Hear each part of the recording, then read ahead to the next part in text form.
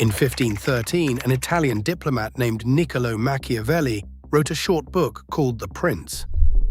It argued that a successful leader should be feared rather than loved, that cruelty was sometimes a virtue, and that the ends justified the means. His name became an adjective for anyone who pursued power through manipulation, cruelty, and fear. And in 1905, on a baseball field in Augusta, Georgia, a 19-year-old outfielder named Tyrus Raymond Cobb received a telegram that his mother had shot his father dead in their family home. 3 weeks later, Ty Cobb was called up to the Detroit Tigers. What Ty Cobb did over the next 24 years of professional baseball became one of the clearest real-world expressions of Machiavelli's The Prince in American sports history. Ty Cobb is what Machiavelli warned us about. He read the playbook without ever having read the book. This is the story of the most feared man in the history of American sport, and the philosopher who predicted him 500 years ahead of time. The Prince was a short book. It could be read in an afternoon. Machiavelli distributed it privately in Florence in 1513, and it was formally published 5 years after his death in 1532. The argument was simple and brutal. Machiavelli told future princes that human nature was self-interested, fickle and untrustworthy, and that a wise ruler had to operate from that assumption. He laid out 7 principles a prince had to follow to survive. Niccolo Machiavelli wrote those 7 principles in 1513. Ty Cobb was born in 1886. The two men never met. Cobb almost certainly never read The Prince. And yet, in 24 Major League seasons from 1905 through 1928, Ty Cobb lived every single one of those 7 principles on a dirt diamond in the American League. The first principle Machiavelli laid out was that human nature is fundamentally self-interested, and that a successful prince must operate from a clear-eyed understanding of that fact. Ty Cobb, in his 1961 autobiography My Life in Baseball, wrote the same argument almost word for word. He wrote every man in the game, from the minors on up, is not only fighting against the other side, but he is trying to hold on to his own job against those on his own bench, who would love to take it away. Why deny this? Why minimize it? Cobb believed from his first day in professional baseball that the game was a war of all against all. He had come up to the Detroit Tigers in August of 1905 at age 18, 3 weeks after his mother shot his father, into a clubhouse where the veteran players hazed him so brutally that they sawed his bats in half, locked him out of the dressing room, and physically beat him. The catcher, Charlie Schmidt, a former professional wrestler who could drive nails into the clubhouse floor with his bare hands, fought Cobb in spring training of 1906 and beat him senseless. Cobb came back the next day and fought him again. He lost again. He came back the day after that.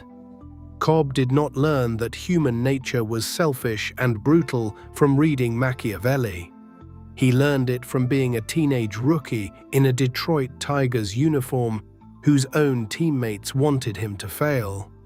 And what Cobb decided by the end of that first year was that he would never trust another human being inside that clubhouse, and that he would build his entire career on the assumption that everyone around him was an adversary.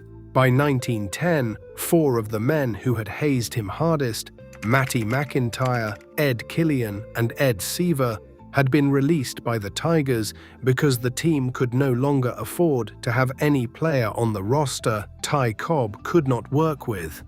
Cobb had won. He had been right about them. Machiavelli would have approved. The second principle Machiavelli laid out was that it was better to be feared than loved, if a prince could not be both.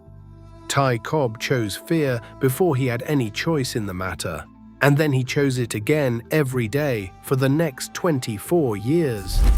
He once told a reporter that the great American game should be an unrelenting war of nerves. He told a young teammate that to get along with him, you must never increase his tension. He explicitly stated in interviews printed in newspapers across America during his playing career that every great hitter operated on the theory that the pitcher was more afraid of him than he was of the pitcher. Cobb did not merely accept the role of being feared in the American League. He cultivated it. He weaponized it. He understood, with a clarity that almost no other athlete of his era possessed, that fear was a competitive advantage. When he came to bat, he wanted the pitcher's hand to shake on the mound. When he reached first base, he wanted the second baseman to back off the bag. When he reached third base, he wanted the third baseman to give him room to take a wider lead. He understood that intimidation, properly cultivated, was worth as much as raw skill, and that a hitter who scared the entire defense was a hitter who would get extra base hits. The defense gave him out of pure psychological retreat. By 1909, Cobb had stolen 76 bases. By 1915, he had stolen 96, a single-season American League record that stood for 47 years. He stole home 54 times in his career, a major league record that has never been broken and will never be broken. And every single one of those stolen bases, in Cobb's own writing, was a victory in the unrelenting war of nerves. He was teaching the American League to be afraid of him. Machiavelli would have approved of every base. The third principle Machiavelli laid out was that a wise prince allowed lies to circulate about himself, if those lies served his purposes. He argued that the appearance of cruelty was often more useful than cruelty itself, because the appearance terrified the population while costing the prince no actual blood. Cobb spent 50 years of his life refusing to deny the most famous lie ever told about him. From 1909 onward, sports writers across America wrote that Cobb sharpened his spikes before every game with a file, and that he slid into bases with the deliberate intention of cutting infielders with the sharpened steel. The story spread. Children believed it. Catchers believed it. Second baseman, when Cobb reached first base, gave him the bag rather than risk the slide. The story was, by Cobb's own much later admission after his retirement, almost entirely false. Players had been filing the spikes on their cleats since the 1890s, but they did it for traction, not for blood. Cobb did slide hard, did slide with spikes high, and did collide with infielders who blocked his path, but he did not sharpen his spikes to cut anyone. The legend had been born in August of 1909, when Cobb's spike caught the arm of Philadelphia Athletics third baseman Frank Baker during a slide into third base in the heat of an American League pennant race.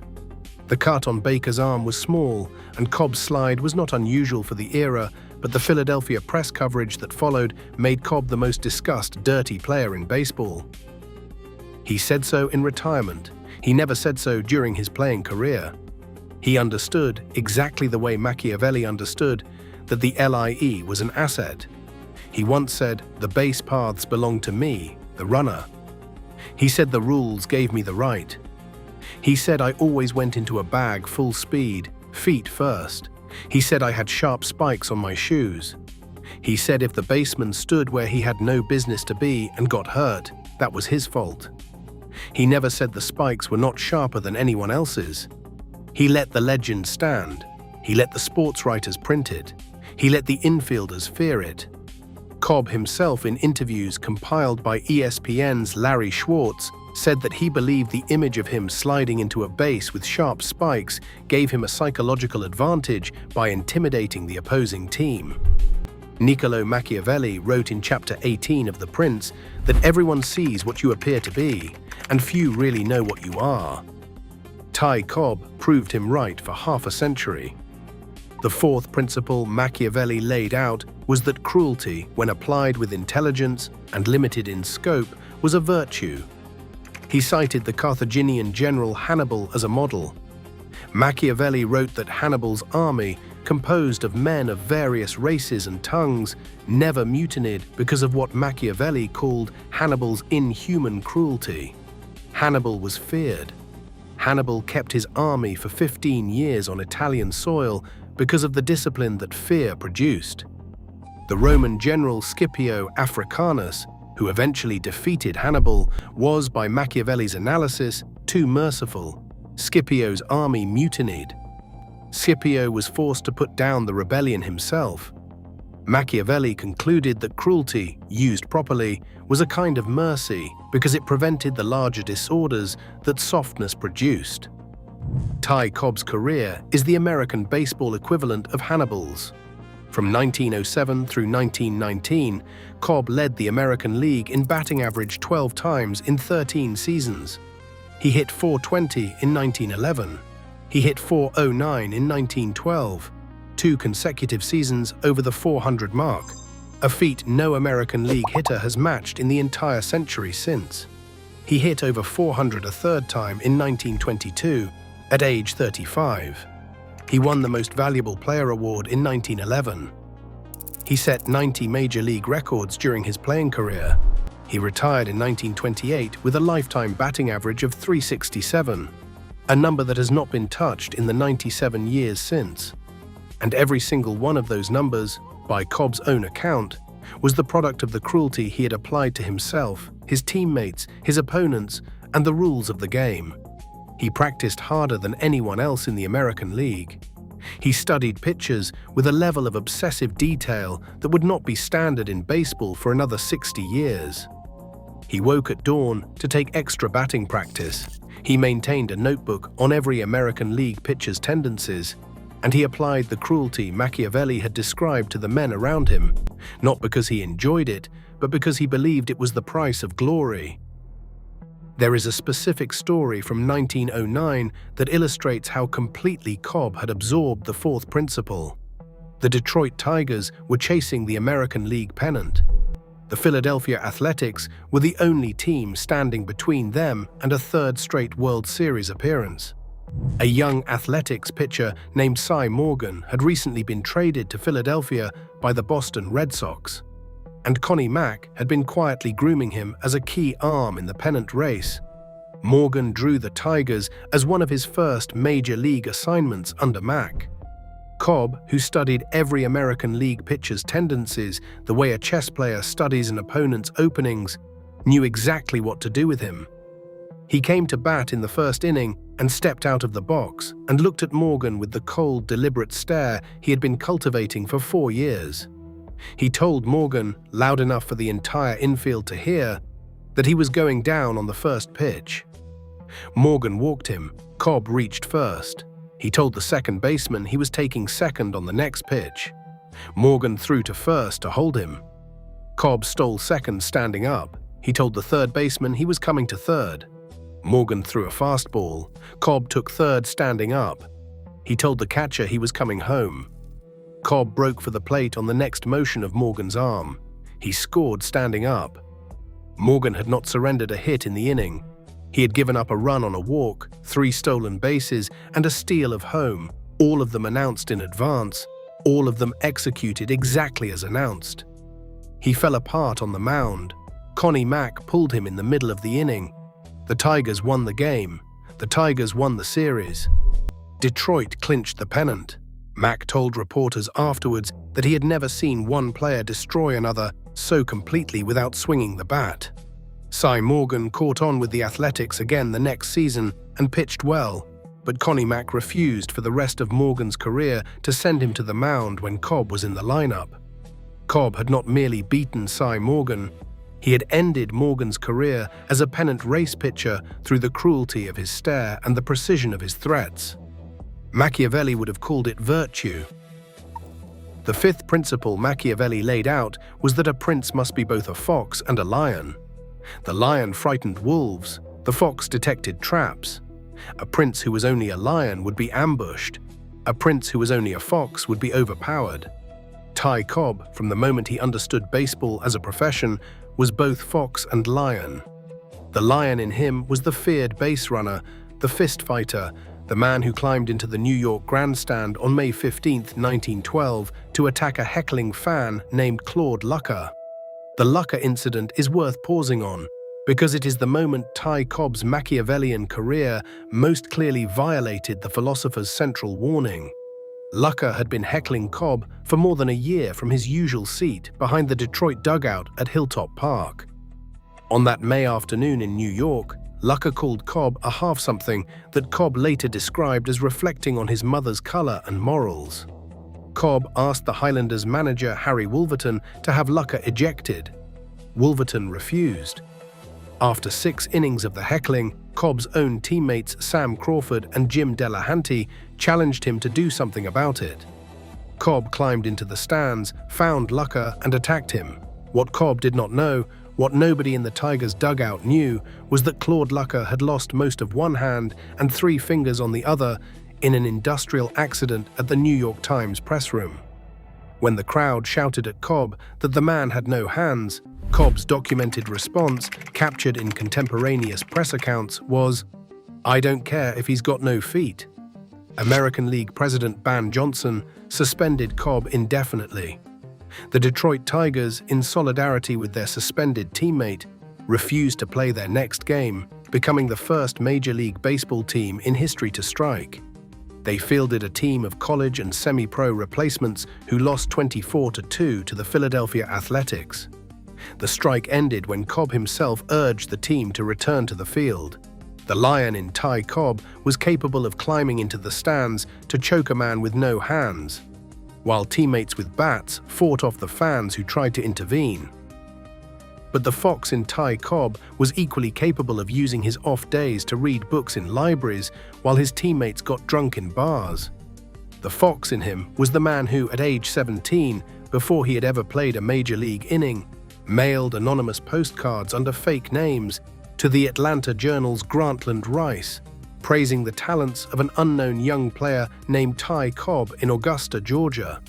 He invented his own publicity. He understood that Rice, the most influential sports writer in the American South, would never write about a player he had not heard of.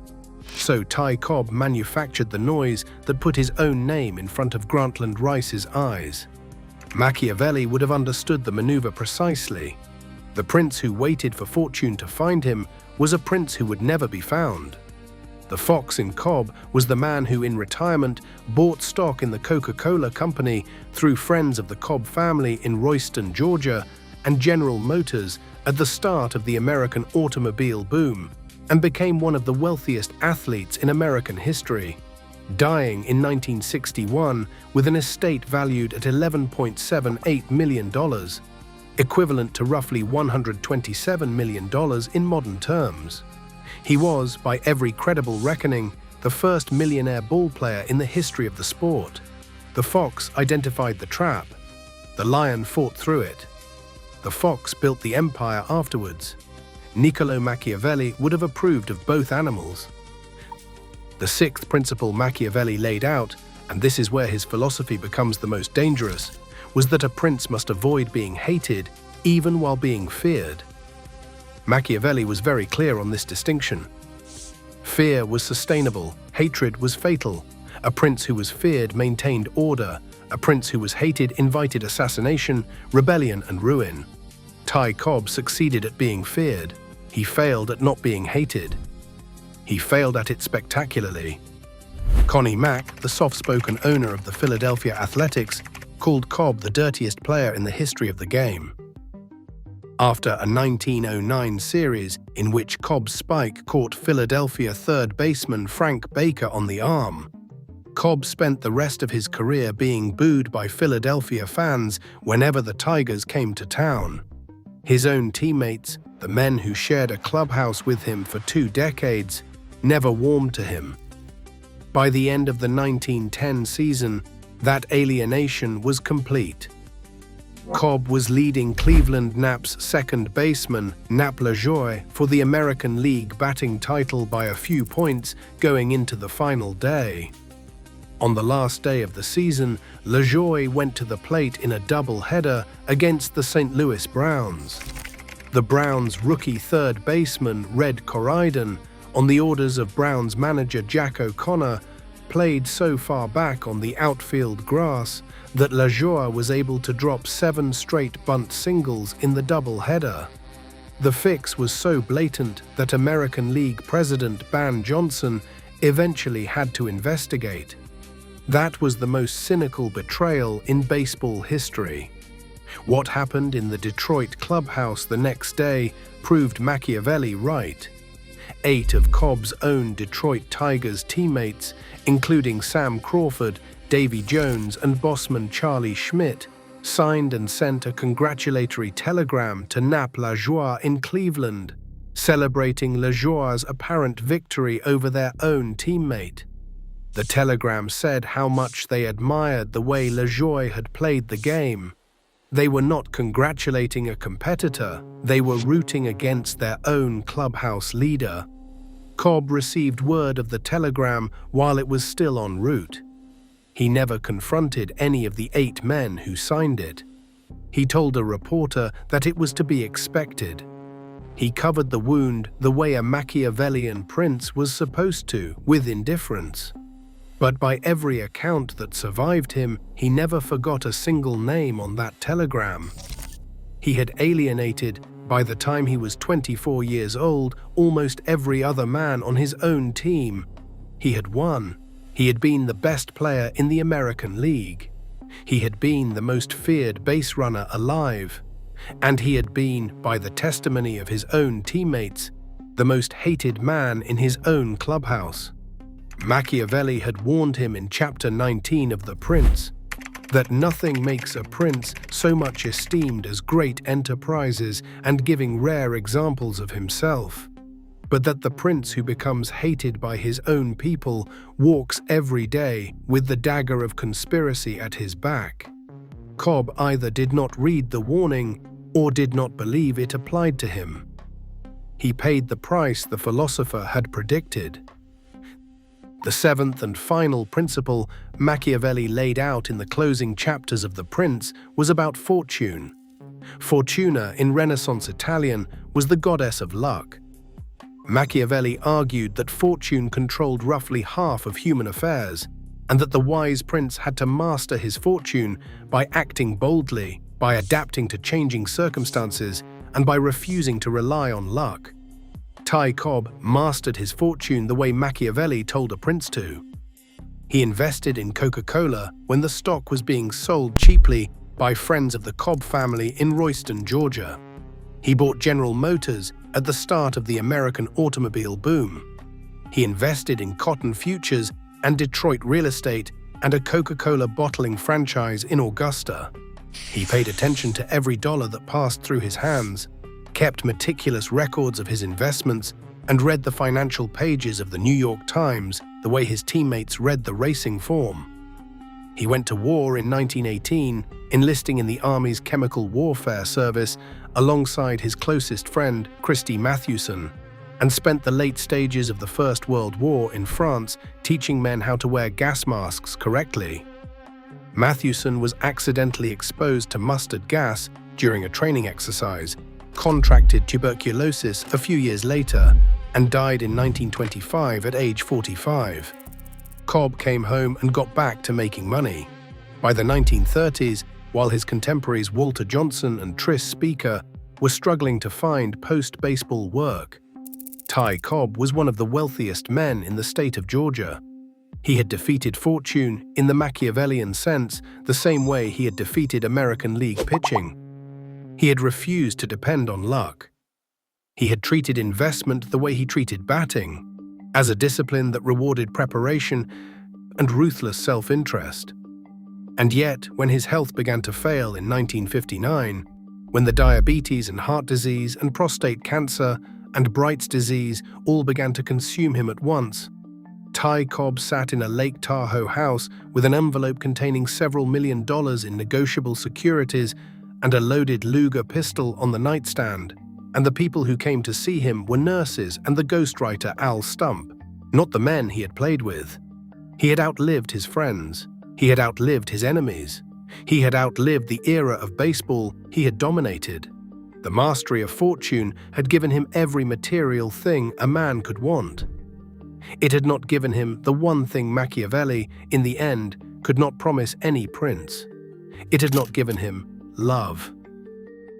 Ty Cobb died on July 17, 1961, at Emory University Hospital in Atlanta. He was 74 years old. By the time of his death, he had outlived almost every man he had ever played with. Christy Mathewson, his closest friend in baseball, had died of tuberculosis in 1925 after their war service together in the Chemical Warfare Unit during the First World War. Walter Johnson, another close friend, had died in 1946. Bobby Veach was gone. Sam Crawford was 80 years old and unwell. Many of the other Tigers from his playing days were already dead. The final 18 months of Cobb's life had been a slow, painful unraveling. In 1959, he was diagnosed with diabetes, heart disease, high blood pressure, degenerative kidney disease, and prostate cancer. By 1960, he was carrying a brown paper envelope from hospital to hospital, an envelope that contained roughly $1 million in negotiable securities with a loaded German Luger pistol resting on top. He told nurses he kept the gun in case anyone tried to rob him while he was sedated. His one frequent companion in those last months was the ghostwriter Al Stump, whom Doubleday had hired to help Cobb produce his autobiography. Stump would later make a literary career out of that access, publishing sensationalized magazine pieces and books that painted Cobb as a violent, racist, and isolated monster. Subsequent investigation in the peer-reviewed Society for American Baseball Research Journal, the national pastime, in articles published in 1996 and 2010 by William R. Cobb, no relation, established that Stump had forged Cobb-related documents, fabricated quotes, and invented incidents whole cloth. The hospital staff at Emory, who actually attended Cobb in his final months, told reporters that they had never observed any of the rude or abusive behavior Stump described. Cobb did, however, in his last weeks, make one documented private confession. The old silent film comedian Joe E. Brown visited Cobb at Emory in the spring of 1961. Brown had known Cobb for decades. The two men talked for several hours in Cobb's hospital room, with the morphine drip on a stand beside the bed. According to Brown, who recounted the conversation to a sports writer years later, Cobb said he felt he had made mistakes in his life and that he would do things differently if he could. He said he had played hard and lived hard all his life and had no friends to show for it at the end. He said he regretted it. Publicly, however, Cobb refused to admit any regret. In the last interview he gave before his death, asked whether he would change anything about how he had played the game, Cobb said the line that has been quoted in every biography written since. He said, "I've been lucky." He said, "I have no right to be regretful of what I did." Cobb's family kept the funeral private. They invited only friends and family. They had warned baseball officials in advance that the service would be small and that they did not want a media circus, which is why so few formal representatives of the major leagues attended. Baseball's only official representatives at the brief service in Cornelia, Georgia, were three old-time players, Ray Schalk, Mickey Cochran, and Nap Rucker, along with the Hall of Fame director Sid Keener. Joe DiMaggio sent condolences. Ted Williams sent condolences. The condolences numbered in the hundreds, including notes from sitting senators and former presidents. Approximately 150 people attended the service itself. Hundreds more lined the road from the funeral home to the Cobb family mausoleum in Royston as the procession passed.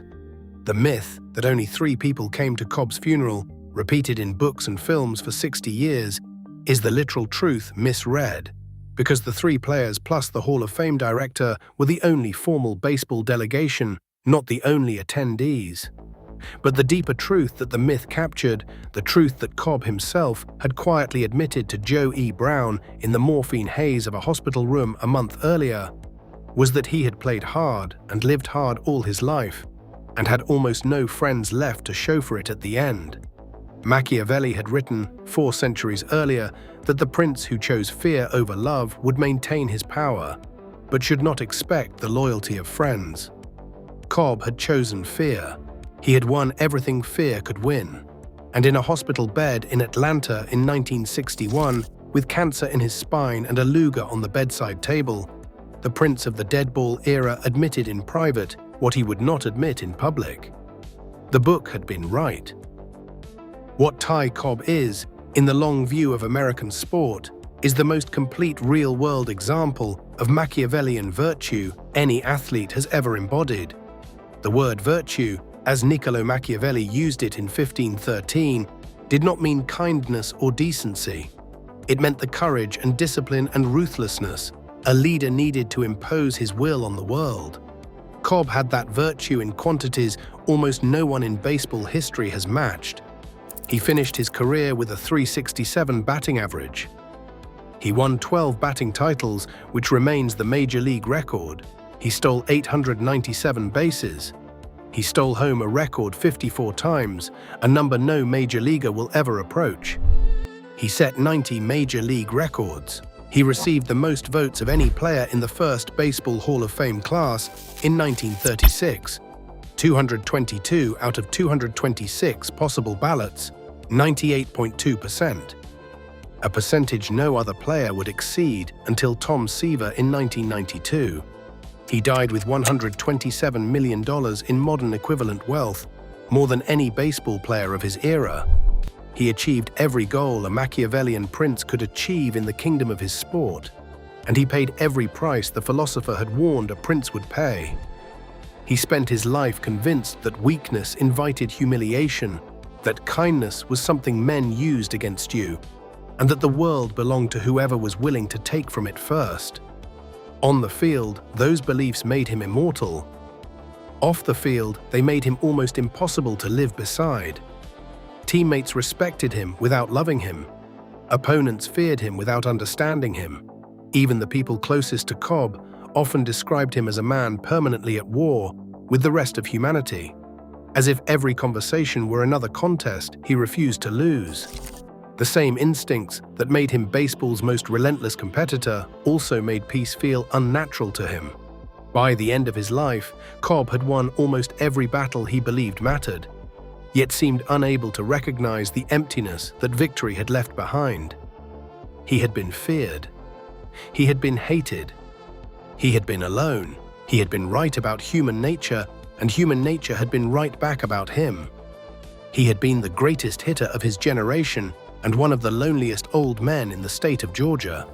He had been both at the same time because Machiavelli had told him those two things were the same thing, and Ty Cobb had believed him without ever having read the book.